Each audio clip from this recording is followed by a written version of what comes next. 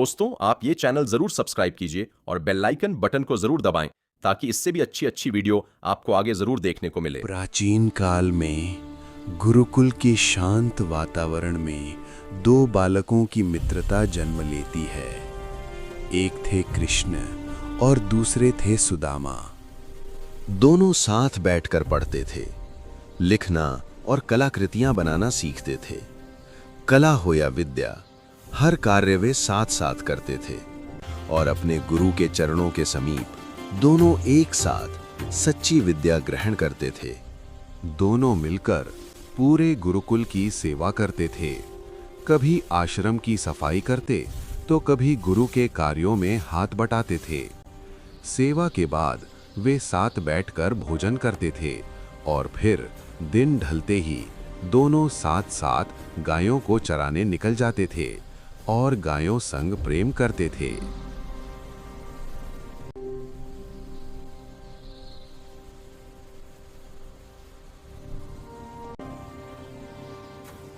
एक दिन दोनों साथ मिलकर जंगल में लकड़ियां लेने निकले। अचानक आकाश में काले बादल घिर आए और तेज वर्षा होने लगी। वर्षा से बचने के लिए दोनों एक घने वृक्ष के नीचे जा रुके, लेकिन वर्षा होती रही और धीरे धीरे रात हो गई। लंबे इंतजार में उन्हें भूख भी लगने लगी। तभी सुदामा ने चुपचाप अपने पास रखे चने अकेले ही खा लिए। अगली सुबह वर्षा थम चुकी थी। दोनों लकड़ियां लेकर अपने गुरुकुल सुरक्षित वापस पहुंच गए। गुरुकुल में वे अपने अन्य सहपाठियों के साथ भी मिलकर खेलते थे। हंसी और आनंद से भरे उन क्षणों में सब मिलकर हंसी मजाक करते हुए खेल में मग्न रहते थे। शिक्षा पूर्ण होने के बाद दोनों ने अपने गुरु के चरणों में शीश नवाया। गुरु के आशीर्वाद के साथ वे दोनों गुरुकुल से विदा हुए।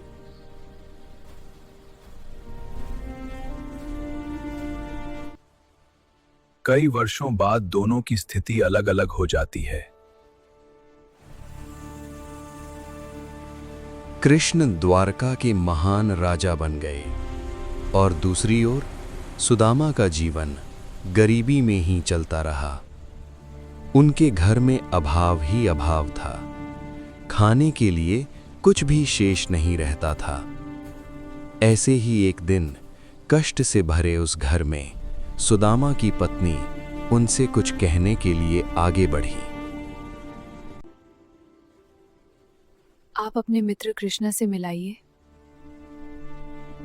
क्योंकि वे अब द्वारका के राजा हैं और आपके पुराने मित्र भी हैं।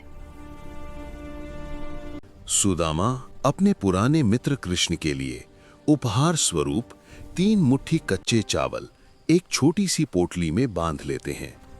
यही उनकी भेंट थी जो स्नेह और विश्वास से भरी थी। और उसी विश्वास को साथ लिए सुदामा द्वारिका की ओर चल पड़ते हैं। द्वारका पहुंचकर सुदामा उस नगर की अपार सुंदरता को देखकर मन ही मन संकोच और शर्मिंदगी से भर उठते हैं। फिर भी हृदय में अपने मित्र की स्मृति लिए वे नगर में स्वयं को कृष्ण का मित्र बताते हुए आगे बढ़ते जाते हैं।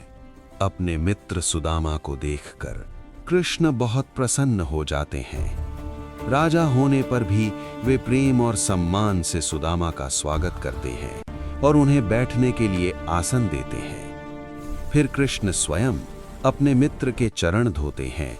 कृष्ण स्वयं सुदामा के चरण पोंछते हैं और उनका बहुत आदर करते हैं। फिर वे सुदामा के लिए नए वस्त्र लाते हैं और उन्हें पहनाते हैं। कृष्ण सुदामा द्वारा लाए गए कच्चे चावल की पोटली लेते हैं और प्रेम से उन्हें खाते हैं। चावल खाने के बाद कृष्ण अत्यंत प्रसन्न हो जाते हैं। इतने प्रसन्न कि वे सब कुछ दान करने को तैयार हो जाते हैं। उसी क्षण कृष्ण के चमत्कार से सुदामा का घर बदलने लगता है। जो झोपड़ी थी वो अब सुंदर महल में बदल जाती है।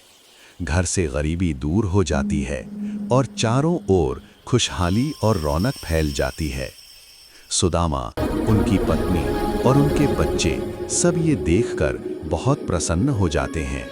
अपनी गरीबी दूर होते देखकर वे सभी आनंद से भर उठते हैं और अंत में वे सभी हाथ जोड़कर भगवान श्री कृष्ण का स्मरण करते हैं और उनका धन्यवाद करते हैं।